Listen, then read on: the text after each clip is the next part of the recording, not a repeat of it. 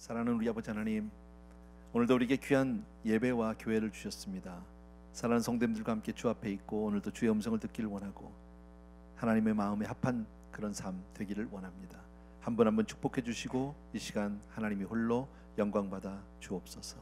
예수 이름으로 기도합니다. 아멘. 아멘. 우리 오랜만에 주변에 있는 분들하고 한번 인사 한번 해주실래요? 반갑습니다, 사랑합니다, 고마워 등등.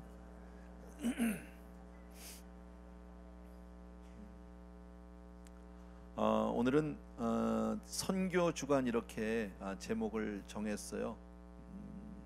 하나님의 마음을 좀 알고 또 우리 교회에 주신 선교의 사명을 함께 조금 더 마음의 부담을 가지고 그렇게 듣는 시간이 되었으면 좋겠습니다. 오늘 주시는 말씀은요, 창세기 12장 1절에서부터 3절까지의 말씀인데 우리들이 너무 잘 아는 말씀이에요. 복음이 이렇게 시작이 되었고 그 복음을 통해서 하나님이 주시는 말씀인데 1절 말씀 우리 같이 한번 읽습니다. 한 목소리로 시작. 여호와께서 아브라함에게 이르시되 너는 너의 고향과 친척과 아버지의 집을 떠나 내가 네게 보여줄 땅으로 가라. 아멘. 왠지 좀 이렇게 입에 잘 안 붙어요. 본토 친척 아비집, 이게 훨씬 더 맞는 것 같은데 어쨌든 개역 개정에서 이렇게 바꿔놨네요.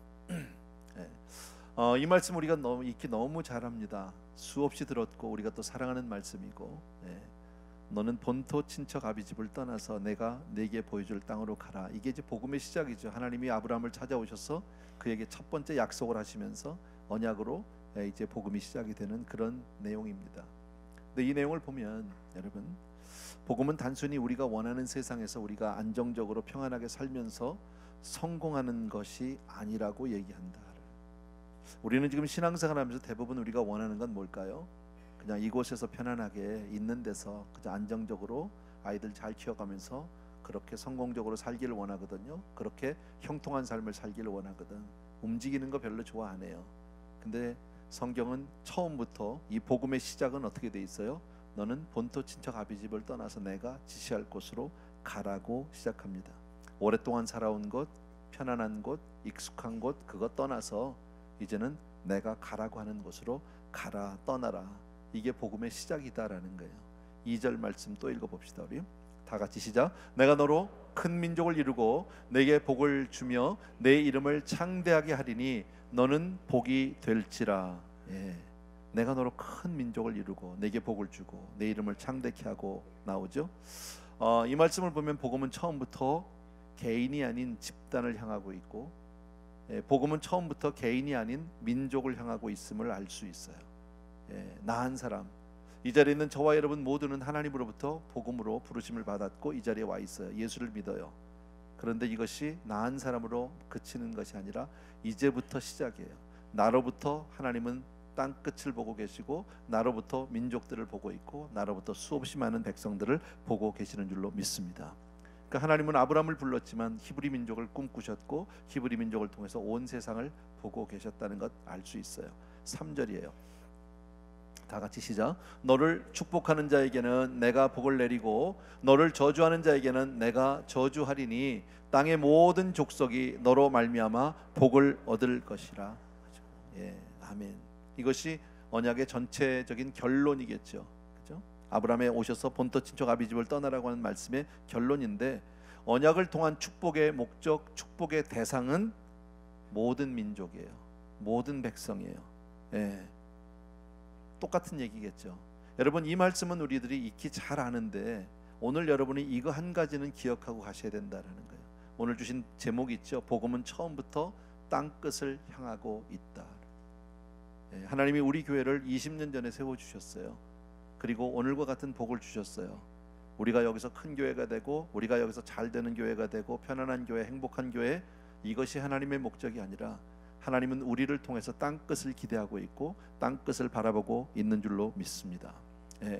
참 이 복음은요, 이 필립 얀시라고 하는 그 유명한 그 기독교 저술가가 뭐라고 얘기하냐면 복음에 대해서 복음은 은혜의 비논리다 이런 표현을 썼어요.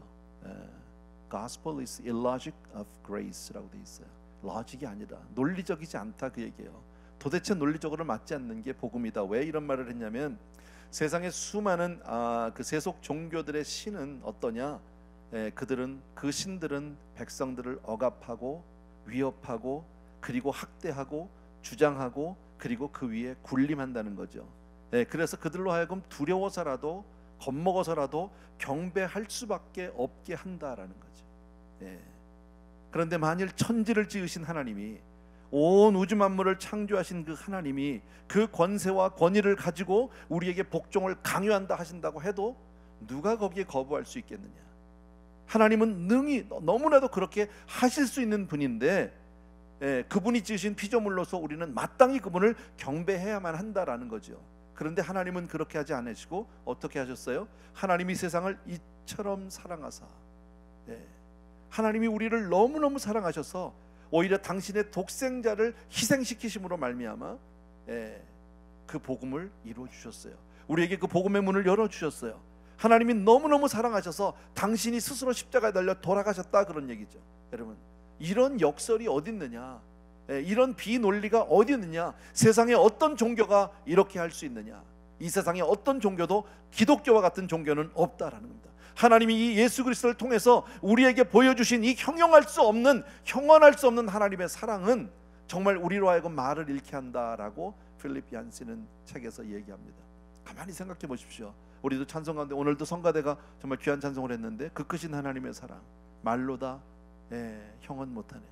도무지 이해할 수 없는 거죠. 아무리 우리가 주님을 사랑한다고, 복음이 위대하다고 얘기해도 우리는 그 하나님의 사랑을 도무지 이해할 수 없어요. 여러분, 그렇게 본다면 이 세상의 모든 종교들이, 많은 종교들이 있지만 그 종교가 다 똑같다고 말할 수 있을까요? 그렇지 아니하다. 여러분, 우리가 믿는 예수 그리스도, 이와 같은 종교는 그 어디에도 없는 줄로 믿습니다. 아멘. 그럼에도 불구하고 참 복음 전파가 힘든 세대고요, 참 교회들이 어렵고 선교가 힘든 세대예요. 여러분, 지금 우리가 사는 세대를 세상은 뭐라고 얘기합니까? 포스트 모더니즘이라고 얘기합니다. 포스트 모던 시대에 우리는 살고 있다. 포스트 모더니즘은 간단히 얘기하면 뭐냐면 그냥 이 세상에 절대적인 것은 없다, 그 얘기예요. 이 세상에 절대 진리는 없다. 그러니까 너희들 종교를 너희들이 믿으려면 믿고 하지, 전하지도 말고 다른 사람한테 강요하지도 말고, 너는 너대로 믿고 나는 나대로 믿고, 왜 이것도 맞고 저것도 맞고, 이 길도 맞고 저 길도 맞고, 뭐로 가도 서울만 가면 된다, 뭐 이런 거예요, 쉽게 말하면요. 그래서 우리가 가지고 있는 많은 고정관념들을 다 깨버렸어요. 한 20-30년, 30년까지는 안 되는 거, 한 20여 년은 된 것 같아요. 우리들이 쉽게 경험할 수 있는 게, 그때쯤 뭐가 나왔냐면요, 이렇게 동양 사람, 특히나 한국 사람, 뭐 동양 사람들이 머리를 노랗게 물들이는, 그 당시에 여러분 생각하세요? 그때 당시에 어떤 사람이 머리를 노랗게 물들이고 나타나면 그 사람을 바라보는 시선은 결코 그렇게 편안치 않았어요. 저 사람은 뭐야 도대체? 뭐 가정교육까지도 막 들먹일 정도로 우리는 그렇게 곱지 않은 시선을 보냈던 적이 있었어요. 근데 그게 한 20-30년 오면서 어떻게 됐나요? 요즘엔 좀 머리를 막 염색을 하고 이러면 왠지 세련돼 보이고 있어 보이고, 우리 성도님들도 하잖아요. 근데 전혀 아무렇지도 않아요. 뭐 노란 정도가 아니죠. 요새는요, 뭐 빨간색, 핑크색, 노란색 뭐 다 하죠. 또 남자가 귀걸이를 한 거는 어떻게 생각하세요? 예전에는 정말 이상했어요. 개인가? 뭐 이렇게 딱. 근데 요새는 제가 봐도 어떤 마음이 드냐면요, 좀 나도 한번 해보면 어떨까? 물론 하진 못하겠지만 속마음은 있다라는 거죠. 과거에는 옷을 입다가 찢어지면 그 찢어진 걸 감추기 위해서 애써서 그걸 짜집기를 하고 했어요. 요새는 찢어야 멋있어요. 그죠? 청바지도 찢어진 바지가 더 비싸다는데요. 집에서 찢으면 그렇게 안 찢어져요. 어쨌든요, 그런 이상한 세대에 우리가 살고 있어요. 이것은 어떤 고정관념들, 기본 틀들을 깨고 이 세상에 절대적인 것은 없다라는 거예요. 여러분, 진리가 없는 모든 것에 대한 포용을 마치 수용하는 미덕인 것처럼 가장하는, 그래서 기독교의 진리를 부인하는 이런 시대에 우리가 살고 있다라는 겁니다. 거기에 반해서 복음은 뭐라고 말합니까? 내가 곧 길이오라고 얘기합니다. I am the way라고 얘기합니다. 나는 I am the best way가 아닙니다. 많은 것 중에서 가장 좋은 길이 아니라, I am one of the way도 아니고 I am the only way, 하나밖에 없는 바로 유일한 길이다. 그래서 사람들은 기독교를 향해서 편협하다, 독선적이다, 교만하다, 뭐 여러 가지 이야기를 하지만 정말 기독교가 편협해서 그렇게 얘기하는 걸까요? 아니에요. 다른 진리가 없기 때문이다. 믿으시면 아멘. 예수 그리스도만이 하나님이 주신 유일한 길이다 믿으셔야 합니다. 그래서 십자가는 하나님의 궁극적인 사랑의 표현이요, 하나님의 사랑과 공의를 완전히 이루신 것이 바로, 완벽하게 만족시킨 것이 바로 십자가인 줄로 믿습니다. 아멘. 하나님은 우리에게 이렇게 복음으로 말씀합니다. 이것밖에 없다라는 거죠. 하나님은 온 우주 만물을 창조하셨어요. 여러분, 살다가 이 세상에 보면 좀 부모 같지 않은 부모들이 간혹 있어요. 그죠? 도무지 부모라고 하긴 정말 어려운, 존경할 수 없는, 부모 노릇을 전혀 못하는 그런 부모가 있어요. 그래도 부모이기 때문에 그 부모를 거스르거나 그 부모에 대해서 반역하거나 학대하면 사람들은 뭐라 그러냐면 후레자식이라고 그래요. 그죠? 아무리 부모가 부모 노릇을 못해도 나를 낳아주신 부모 아니냐, 자기를 낳아준 부모를 그렇게 학대하고 그렇게 무시하고 그렇게 반역하면 그건 아주 후레자식이다, 이렇게 얘기합니다. 그런데 똑같은 논리를 가지고 우리가 생각해 보면 하나님이 온 천지를 만드셨어요. 그리고 우리를 지으셨어요. 당신의 독생자를 죽기까지 십자가에 내어 주셨어요. 그리고 우리에게 오라는 거죠. 믿으라는 거죠. 나로 말미암지 않고는 아버지께로 갈 자가 없다고 얘기하는데, 그 부르심을 거역한다면, 그 그리스도의 부르심에, 그 초청에 우리가 응하지 않는다면 그건 정말 악한 거죠. 정말 옳지 않은 거죠. 이해되세요? 제가 지금 하는 말을 이해 충분히 하셨어요? 근데 사람들은 복음을 잘 받아들이려고 안 해요. 요즘 세대 특별히 복음이 얼마나 힘을 잃었는지 모르고요, 교계가 얼마나 차가워졌는지 모르고요, 선교지마다 얼마나 어려운지 몰라요. 그런데 우리가 생각해보면 그렇잖아요. 온 우주를 지으셨고 우리를 지으셨고 우리를 사랑해서 당신이 친히 죽기까지 하셨는데 그리고 오라는데도 안 가요. 이건 정말 후레자식이지. 그 이상이겠죠. 여러분, 하나님은 처음부터 아브라함을 찾아가서 이 복음을 말씀하실 때 하나님은 땅끝을 이미 마음속에 품고 계셨어요. 마지막 한 백성까지 하나님은 그 회복을 꿈꾸고 계셨다라는 겁니다. 하나님이 아브라함을 찾아간 것은 아브라함 한 사람을 편애해서가 아니에요. 그죠? 아브라함은 바로 그 사랑의 시작이에요. 구원의 시작이에요. 복음은 처음부터 공동체를 지향하고 있었다라는 거예요. 그런데 이 시대의 아픔은 교회가 그 공동체성을 잃어가고 있다, 많이 잃었다라는 말도 맞겠죠. 세상은 깨어진 공동체로 인해서 얼마나 많은 아픔들을 당하게 되는지 모릅니다. 여러분, 하나님이 이 땅을 창조하시고 온 우주 만물을 지으시고 사람을 지으신 이후에 가장 먼저 주신 게 바로 어떤 공동체예요? 가정이라고 하는 공동체예요. 그런데 가장 천국을 닮아야 할 가정이 깨어지고 가장 상처를 주는, 아픔을 주는 곳이 바로 가정으로 변해버리고 말았다라는 거죠. 이 세상의 밑바닥에서부터 터져나오는 많은 비명소리의 그 모든 근원은 알고 보면 대부분 다 가정이에요. 여러분의 가정은 괜찮으세요? 다 편안하세요? 행복하세요? 여러분, 성경은 교회를 그리스도의 몸이라고 얘기한다. 우리 다 알죠? 교회는 그리스도의 몸이다 믿습니다. 우리는. 그죠? 우리가 몸이라고 생각해보면 내 몸에 작은 상처 하나만 있으면 온 몸이 아파. 그죠? 발끝에 있는 작은 상처 하나 때문에 온 몸이 몸살을 합니다. 여러분, 그래서 성경은 각 지체를 존중하라는 거죠. 정말 세상에서는 아무리 보잘것없고 별 볼 일 없는 그런 지체라고 할지라도 여러분, 교회 안에서만큼은 소중한 지체가 되어야 할 줄로 믿습니다. 한 분 한 분이 너무 소중한 거죠. 여러분, 기독교 신앙은 이렇게 개인의 신앙을 존중합니다. 그렇다고 기독교가 개인적이지는 않습니다. 한 사람 한 사람을 너무 소중하고 그 개인들을 정말 소중히 여기지만, 그러나 복음 자체가 개인적이지는 않다라는 거예요. 여러분, 공동체 얘기를 제가 하지 않을 수가 없는 이유가, 여러분, 우리가 먼저 공동체가 되지 못하면, 그런 교회가 아름다운 공동체가 되지 못하면 우리는 영혼들을 포용할 수가 없어요. 새로 오는 사람들을 받을 수가 없어요. 여러분, 한 불신자가 예수를 믿게 돼서 교회를 나온다고 칩시다. 그러면 그가 교회를 나오는 순간 그는 자동적으로 공동체에 속하게 됩니다. 접목하게 됩니다. 그런데 우리가 공동체가 되어 있지 않으면 그 영혼을 받을 수가 없다라는 거예요. 여러분. 쉽게 말하면 한 개인 전도를 통해서 교회를 데려옵니다. 처음으로 교회가 오면 환영을 하고 뭐 반갑다고 하고 야단 법석이 납니다. 그런데 한두 달 지나고 나면 그 사람이 보이지 않습니다. 어디 갔는지 아무도 모릅니다. 여러분. 그런 일들은 우리 안에도 왕왕 있다라는 거죠. 여러분. 관심 두지 않았어요. 우리가 땅끝까지 품어야 되는 것이 복음의 본질이라면 하물며 한 형제를 품는 것은 너무나 당연한 거 아니에요? 내 민족을 품는 것은 너무나 당연한 일 아니냐는 말이지. 한국의 초대교회는 어땠습니까? 얼마 되지 않은, 몇 명 되지 않은 그 크리스찬들이 민족을 품었어요. 나라를 품었어요. 독립운동의 주체가 바로 크리스찬들이었다는 것을 우리는 한국 역사를 통해서 너무너무 잘 안다라는 겁니다. 근데 요즘 교회는 그렇지 못해요. 그렇게 따뜻하지 않아요. 우리 교회도 그 따뜻함을 많이 잃었던 것 같아요. 제가 처음 개척했을 때를 생각해 봤어요. 몇 명 되지 않을 때요. 작은 인원들이 모여서 예배를 드리고 세 사람이 한 번, 세 성도가 오면 온 교인들이 그를 기뻐했어요.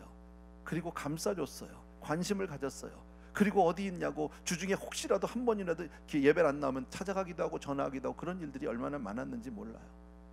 어찌 보면 한 번 딱 들어오고 나면 나갈 방도가 없는 거예요. 거기서 그랬던 시절이 있는데 지금은요, 내 옆에 누가 있는지도 잘 모르고요, 같은 부서 내에서 같은 구역 내에서 여러 달을 교회를 나오지 않아도 다 몰라요. 우리의 마음이 식었다는 거죠. 그렇게 여러분. 이 시대가 그런 것 같아요. 여러분. 온라인 시대, 인터넷 시대, 함께 있는 걸 껄끄러워해. 다른 사람하고 모르는 사람하고 특히나 같이 있는 건 너무 힘들고, 모르는 사람끼리 한 자리에 앉아서 밥 먹는 거 너무 어색하다라는 거예요. 차라리 컴퓨터 모니터 앞에는 하루 종일 앉아 있으라 그래도 쉽게 앉아 있을 수 있는데, 제가 전에 말씀드렸잖아요. 우리가 캠프를 하면 정말 성도님들이 너무 가서 은혜도 많이 받고 좋은데 가기까지가 어려워요. 올라가지 못하는 가장 큰 원인이 뭐예요? 모르는 사람하고 한 방 쓰는 게 싫어. 모르는 사람하고 처음 보는 사람하고 화장실을 같이 쓴다, 샤워실을 같이 쓴다, 너무 불편해. 그게 싫어. 내 말 알겠어요? 이게 우리가 다 경험하고 있는 거예요. 이게 뭐 우리만 그런 게 아니라 시대가 그런 것 같아요. 그래서 왜 한국에서 무슨 혼밥, 뭐 혼술, 우리야 뭐 술 먹을 일은 없겠지만, 이게 아주 하나의 문화처럼 보편화돼 가고 있다라는 거예요. 찾아봤어요. 혼밥 이런저런 찾아보니까, 인터넷에 보니까 혼밥도 레벨이 있더라고. 급수가 있어. 한국식으로 말하면 편의점에 가서 라면 정도 먹는 건 1단계야. 레벨 1. 아주 초급이야 이건. 그건 아무나 할 수 있는 거, 웬만하면 할 수 있다는 거죠. 혼자 가서 떡볶이 정도 사 먹으면 한 3단계 된대요. 고깃집에 혼자 가서 고기 구워 먹는다, 이거 9단계예요. 아주 높은 단계. 저 같은 사람 죽어도 못해요. 나는 혼자는 절대 못 먹어요.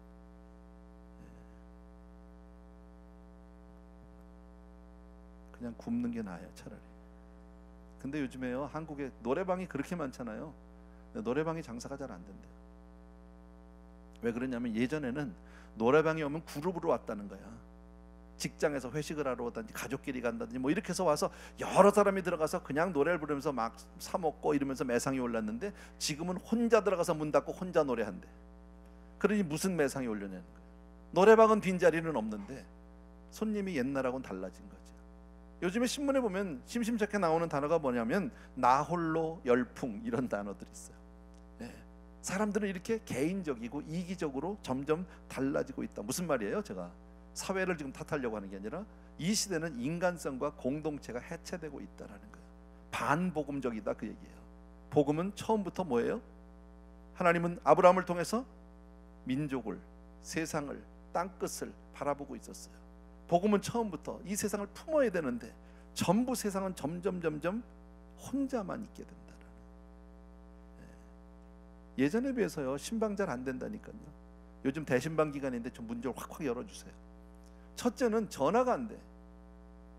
성도님들이 모르는 전화번호니까 잘 안 받아요. 일단은 뭐 교회 전화번호, 목사님들 전화번호 가지고 있는 사람들이 몇 분이나 있겠습니까? 가까운 사람 아니면요. 대부분 모릅니다. 우리도 뭐 텔레마케팅이 하도 쓸데없는 걸 많이 하니까 뭐 그렇게 되는 현상인 것 같아요. 그러니까 이제는 전화 통화 하나를 위해서 먼저 문자를 보내야 돼요. 근데 문자는 먼저 딱 열기 전에 프리뷰가 떠. 누가 보냈는지 무슨 내용인지 알아. 딱 보니까 교회에서 온 거야. 목사님이야. 딱 보니까 안 열어. 이걸 전문 용어로 씹는다 그래요. 수없이 씹혀 우리는요. 그래도 또 연락을 해요. 신방이 어려운 세대. 왜? 누가 오는 게 싫은 거예요. 별거 아닌데. 여러분, 세대를 탓하는 거 절대 아니고요. 저는 오늘 선교주간이라고 그랬잖아요. 우리는 그동안에 너무 많은 복을 받은 교회예요. 정말 하나님의 은혜를 차고 넘치게 받았어요. 저는 작년 연말쯤 그 하반기에 들어서 우리 장로님들과 그런 말을 가슴을 털어놓고 이야기를 했어요. 우리 20년이다. 하나님이 20년을 이렇게 편안하고 이렇게 행복하고 이렇게 정말 풍성한 은혜를 주셨다. 정말 행복하다. 제가 한 교회에서 20년을 섬기고 있다는, 야, 이건 기적 아니야? 난 그래도 떨고 살아. 날마다 나가라 그러면 어떡하지? 난 갈 데가 없어. 못 나가난요. 절대 내쫓지 마세요. 어쨌든 그러면서도 너무 감사해서 우리가 20주년에 무엇 좀 했으면 좋겠느냐고. 우리가 내부적으로는 많이 하고 싶지 않았어요. 솔직히요. 뭐 별로 큰 행사도 없어요. 그러나 우리가 외적으로 선교지를 향해서 선교사님들을 위해서 우리가 뭘 좀 했으면 좋겠다. 그래서 작년 연말쯤 선교사님들에게 우리가 섬기는 모든 선교지에 편지를 보냈습니다. 우리가 20주년 뭐 이런 얘기는 안 하고요. 선교사님들에게 뭐라고 말했냐면, 혹시 내년도에 선교지에 무슨 기도 제목이나 프로젝트 있으면 알려주세요. 우리가 함께 기도하겠습니다. 이랬어요. 우리가 뭐 도와드리겠습니다. 이런 막 올리니까 그럼 또 이게 뭐랄까요? 걸러지지가 않아서 그냥 그렇게 했어요. 그랬더니 많은 선교사님들이 오고 또 안 온 곳들도 있었어요. 그 선교지들의 기도 제목들, 하시길 원하는 그런 프로젝트를 좀 모았어요. 그래서 여러분들에게 오늘 소개하는 것으로 이 설교를 마치려고 해요. 여러분, 아까 말씀드린 대로 복음은, 오늘 이거 하나는 분명히 기억하고 가셔야 돼요. 제목이요. 복음은 처음부터 땅끝을 향하고 있었다라는 거예요. 여러분, 내가 끝이 아니에요. 나로부터예요. 이제부터예요.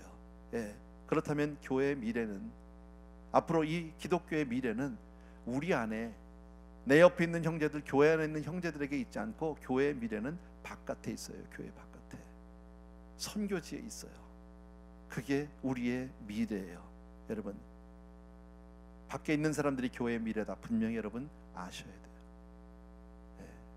자, 오늘 제가 소개하길 원하는 그 여러분들에게 삽지로 논하드렸는데 조금 빠진 분들도 없지 않아 있어요. 잠깐 보겠습니다. 선교지별로 필요한 재정 상황입니다. 프로젝트를 하기 위해서 좀 필요한 것들이 있는데, 여러분들에게 오늘 이것을 소개하는 것은 여러분들이 오늘 다 지갑을 열어라 그 얘기 아니에요. 여러분들에게 일단은 복음의 부담을 드리고 싶습니다. 그리고 여러분들 기도와 후원으로 동참해 주셨으면 좋겠고요. 혹시 여러분들이 정말 형편이 안 돼도 기도는 할 수 있잖아요. 무슨 말씀인지 아시겠죠? 그래서 여러분들에게 조금 소개해 드리려고 합니다. 자, 첫 번째 우리 선교사님을 같이 보겠습니다.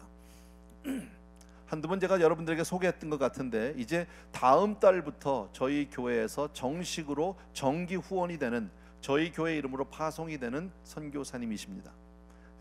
이치훈 정주영 평신도 선교사입니다. 지난번에 말씀드렸지만 서울대학교 의과대학을 졸업한 의사 선생님입니다.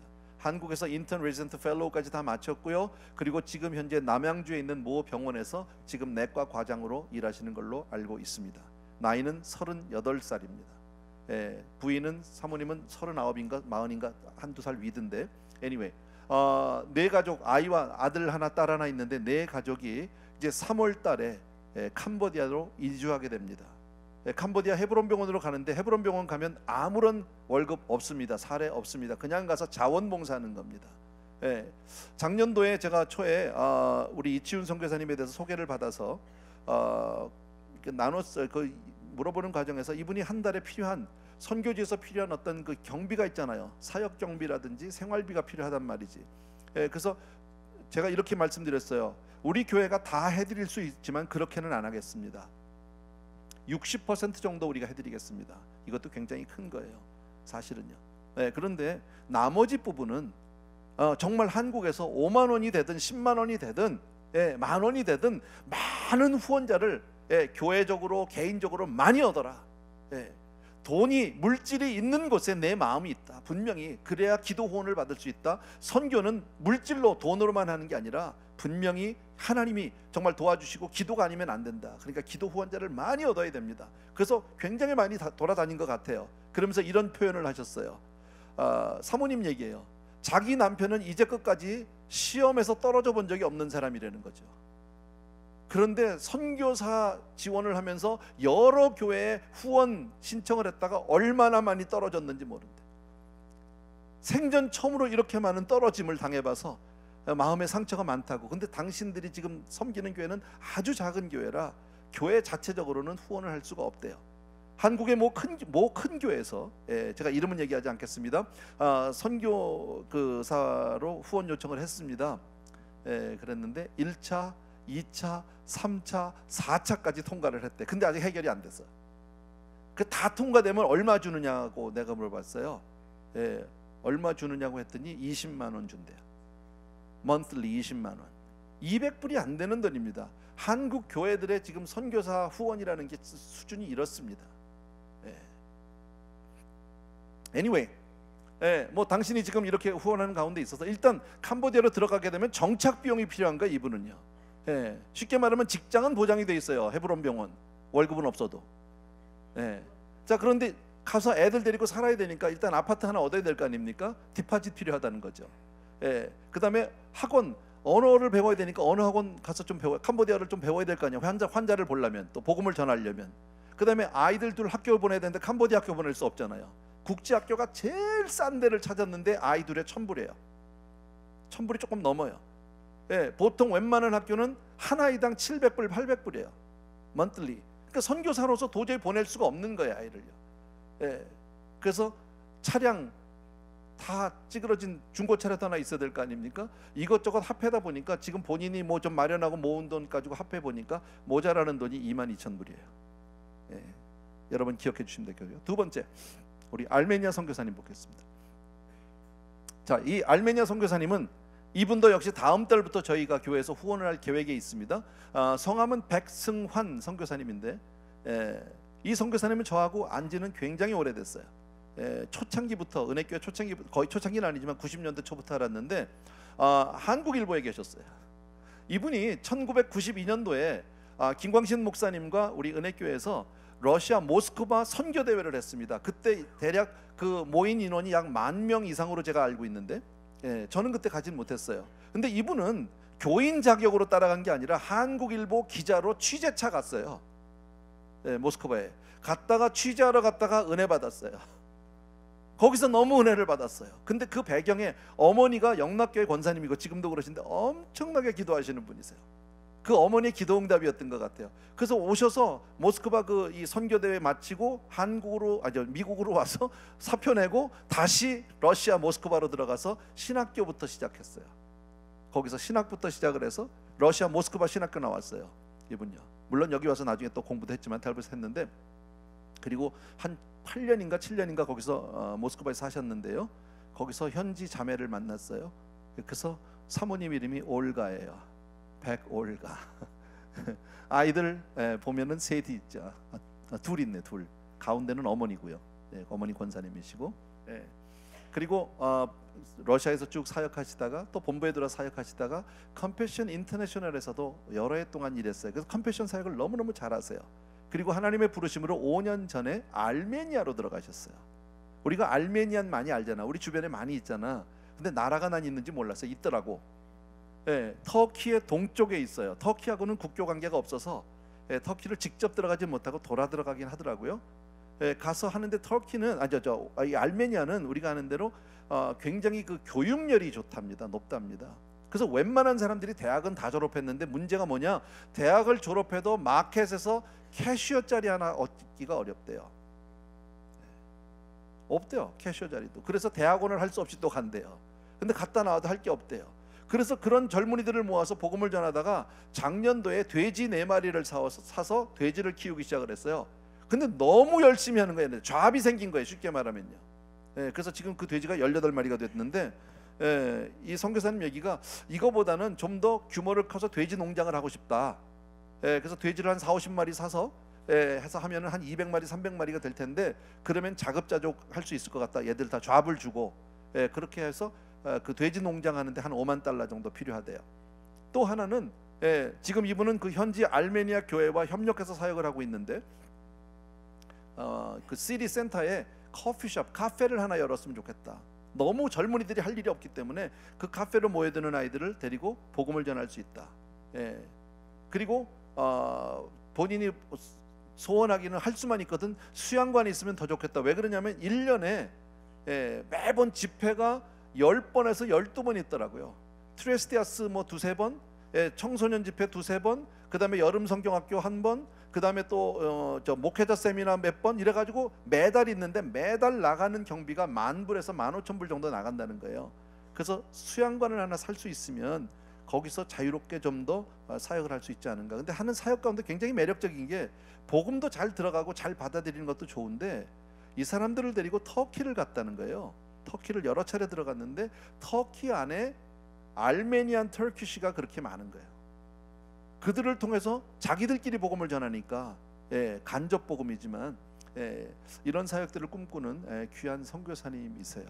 그래서 지난주에 저하고 만나서 쭉 이야기를 했습니다. 세 번째 우리 태국. 이분은 여러분들이 얼굴 아실 거예요. 이노웅 선교사님, 우리 교회에서 집사님으로 구역장으로 오랫동안 섬겼던 분이고요. 나중에 GP를 통해서 이제 파송을 받으셨는데 아직은 새내기예요. 들어가신 지 이제 1년 반 정도 됐고 지금 아직 언어 훈련을 하는 가운데 있는데 어떤 꿈을 가지고 있냐면 사모님이 원래 그 장애인 그 장애 교사예요. 장애인 특수교사, 죄송합니다. 그래서 그 태국에서 그런 그 장애인 사역을 지금 계획을 하고 있더라고.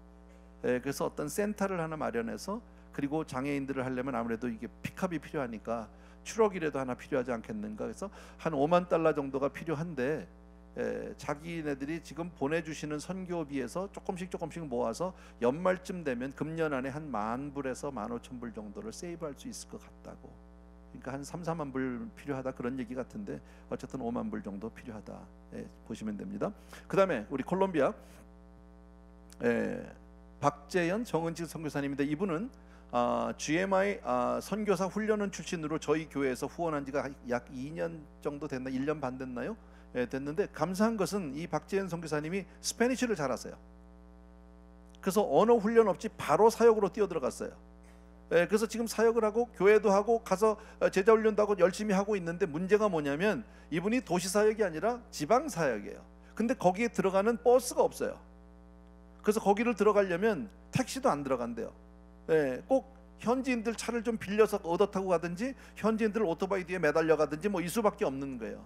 발이 없어, 발이.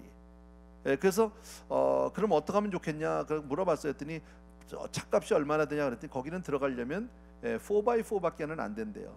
대부분의 선교사님들이 그래요. 대부분의 선교사님들이 승용차는 안 돼요. 아주 열악한 곳이라 4x4인데 미국보다 차값들이 비싸서 약 55,000달러가 필요하다고 연락이 왔어요. 사준다는 약속은 아직 안 했어요. 그 다음에 우리 김두현 고미영 선교사님 볼리비아인데 여기도 같아요. 저희 교회와 동역한 지는 약 15년 정도 되셨어요. 아주 신실하고 정말 선교사 중에서 진국 아주 좋은 분이세요. 근데 이분이 정말 작년에 우리 교회를 통해서 선교관도 허락을 받아서 선교관 지금 거의 완공 단계에 있어요. 거의 마무리돼 가고 있고 사진이 왔는데 근데 이분이 착해서 말을 못해. 저희 교회에서 10년 전에 차를 사드렸어요. 근데 그 10년을 타고 다녔더니 차가 잘 안 간대. 근데 사달라는 얘기는 못해 이분이. 내가 썼어요. 그냥 5만 불. 단기 선교 몇 가지 있는데 같이 봅시다. 콜로라도 시티 금년에도 2번이 계획이 되어 있는데 나는 여러분들이 자녀들과 함께 갈 수 있는 분들은 많이 적극 추천하고 싶어요. 정말 좋습니다. 몰몬 전도인데 전도 이 삶의 어떤 크리스천 라이프를 통해서 전도하는 그런 사역인데 2번의 사역을 통해서 우리들이 필요한 것 그게 약 9,000달러 정도의 경비, 그들에게 가서 나눠줄 거, 음식이라든지 등등 필요한 게 그 정도 될 것 같고요. 그 다음에 5월달에 우크라이나 선교 이미 마감이 되었고 15명 대원들 다 정해졌습니다. 이번에는 사모 세미나를 하게 됩니다. 그래서 사모 세미나 규모는 정확하진 않지만 180에서 200명 정도 아마 될 것 같습니다. 그런데 이분들에게 가서 이제 수양회 경비, 팔랑카 등등이 필요한 거예요. 물론 가는 대원들의 무슨 뭐 비행기 값이라든지 숙소 먹는 거는 다 우리 각자가 해결하고 있는데 가서 사역 비용이 필요한 게 약 15,000달러 그죠? 10,000불 정도 필요한 것 같고요. 미얀마 역시 마찬가지입니다. 여름에 우리 여름 성경학교 끝나면 팀들이 들어가서 바로 우리가 미얀마에는 우리가 섬기는 학교가 있어요. 우리 교회에서요. DEC라고 던 에듀케이션 센터라고 해서 약 학생들이 약 한 170명 정도 기숙하고 있습니다. 거기는요. 그러니까 완전히 보딩 스쿨입니다. 학교는 아닌데 보딩 센터예요. 그래서 아이들이 학교를 갔다 오면 계속 거기서 먹고 자고 오후 내내 훈련하고 이렇게 하는 곳인데 우리 교회에서 지금 금년에 들어가면 아마 제 기억으로는 6번째일 겁니다. 아주 열매가 좋습니다. 여기에 필요한 사역 비용이 약 6,000달러 정도. 그 다음에 페루 금년 11월 달에 다시 한번 또 들어가게 되는데 작년에 우리가 갔을 때 너무 좋았습니다. 선교사님이 간절히 부탁해서 한 번 더 부탁드린다고 해서 이번에 가게 되는데 역시 마찬가지로 수양관 비용 등등 팔랑카 합해서 12,000달러 정도 됩니다. 그 다음에 마지막으로 하나 더 있는 것이 바로 이제 그 컴패션인데 우리 성도님들 중에 컴패션을 개인적으로 후원하는 분들도 많이 계시지만 모르는 분들도 참 많을 것 같습니다.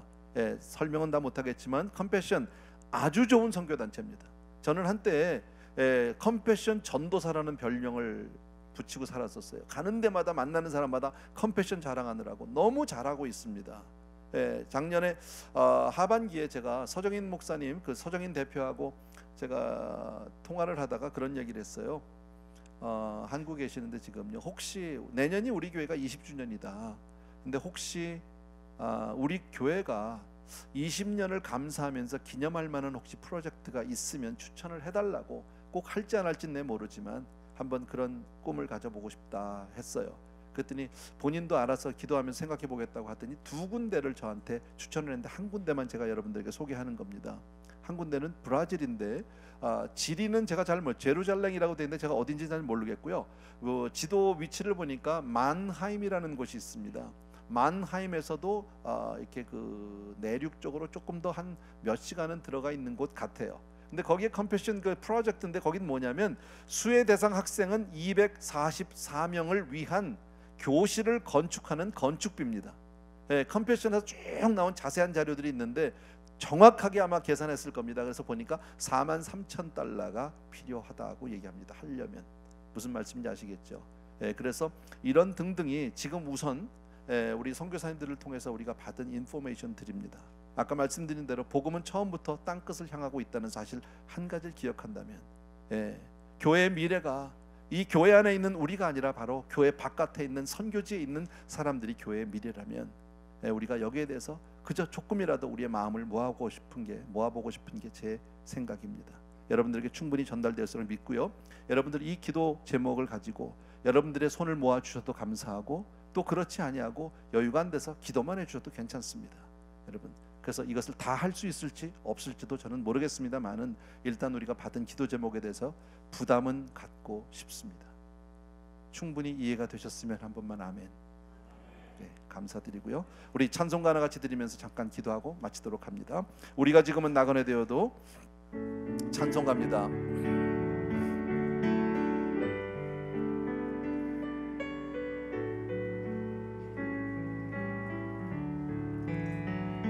우리가 지금은 나그네 되어도 화려한 천국에 머지않아가리니 이 세상 있을 때 주 예수 위하여 우리가 힘써 일하세.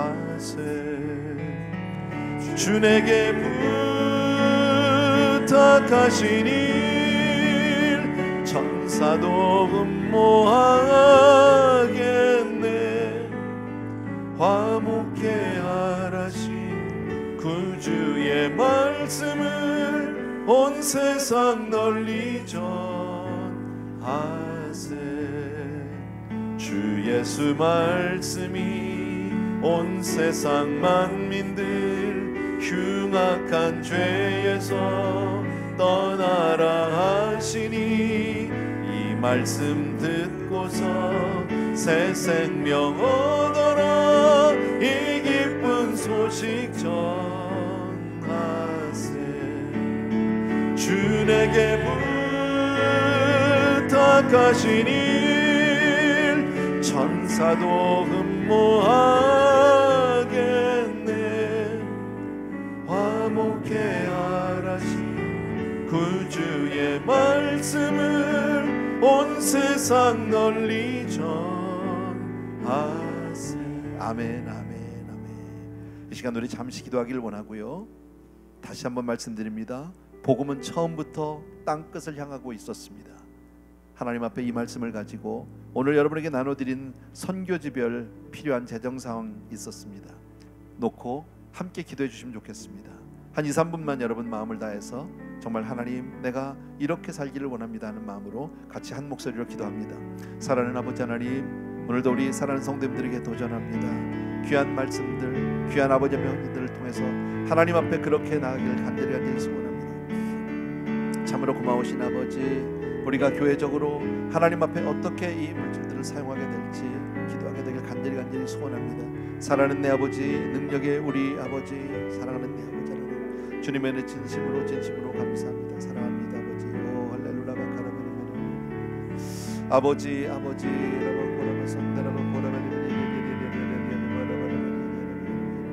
아버지 은혜로우신 우리 아버지 하나님, 주님 앞에 이 시간 믿음으로 간절히 소개되길 간절히 소원합니다. 우리 귀한 선교사님들을 통해서 정말 이 복음이 전해지게 도와주옵시고 하나님 기뻐하시는 일에 우리 성도님들이 쓰임받게 하여 주시기 원하고 정말 그 자리에 우리가 설 수 있도록 도와주시기를 원합니다. 우리의 마음을 흔들어 놓으시기를 원하고 아버지 하나님, 귀한 성도님들을 통해서 아버지의 귀한 선교지들이 다 세움을 받게 도와주옵시고 무엇보다 하나님 한 분을 기쁘시게 하는 우리 성도님들, 우리 교회가 될 수 있도록 축복하여 주시옵소서. 예수님의 이름으로 기도합나이다. 아멘. 자리에서 다 일어나셔서 주 내게 부탁하신 일 천사도 흠모하겠네. 화목해 하라지 구주의 말씀을 온 세상 널리 전하세. 아멘, 아멘. 사랑하는 우리 아버지 하나님, 오늘 우리에게 분명히 복음의 주님의 마음을, 주님의 목적을, 주님의 그 비전을 우리에게 보게 하셨습니다. 그리고 또 우리가 먼저 섬기고 있는 귀한 선교사님들의 한 분 한 분의 모든 사정과 형편을 함께 나누었습니다. 주님, 우리 성도님들의 마음 가운데 거룩한 부담을 갖게 하여 주시기 원하고 기도로 그리고 후원으로 함께 동참하여 하나님을 기쁘시게 하는 우리 모두가 될 수 있도록 은혜를 베풀어 주시옵소서. 귀한 예물 주심을 감사하고 그 받은 것 가운데, 허락하신 것 가운데 일부를 구별해서 하나님께로 올려드리는 우리 성도님들의 마음이 있습니다. 우리의 삶이고 우리의 고백이고 주를 향한 우리의 아버지 하나님의 사랑입니다. 주님, 귀한 성도님들의 삶을 올려드리오니 받아 주시옵소서. 이제는 우리 주 예수 그리스도의 은혜와 하나님 아버지 극진하신 그 사랑하심과 성령님의 오늘도 한 분 한 분 위에 정말 놀라운 은혜와 하나님의 사랑을 부어주심이 이 시간을 함께 주님을 바라보고 주의 마음에 동참하는, 주님의 마음을 깨닫고 하나님을 기쁘시길 원하는 모든 사랑하는 성도님들을 위해 이제로부터 영원토록 함께 계실지어다. 아멘.